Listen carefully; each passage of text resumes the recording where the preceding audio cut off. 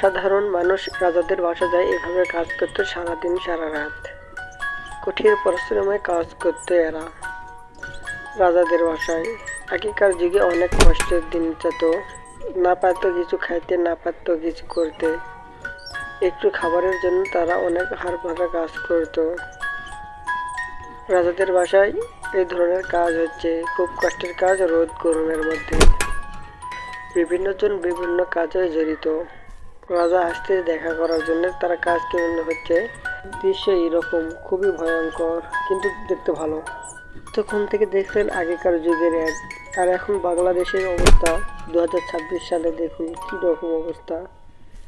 বাঁচলেও বিড়ি খাবে, মরলেও বিড়ি খাবে, মানে বিড়ি ছাড়া কোনো কথাই নাই। 2026 সালে শুধু বিড়িই চলবে।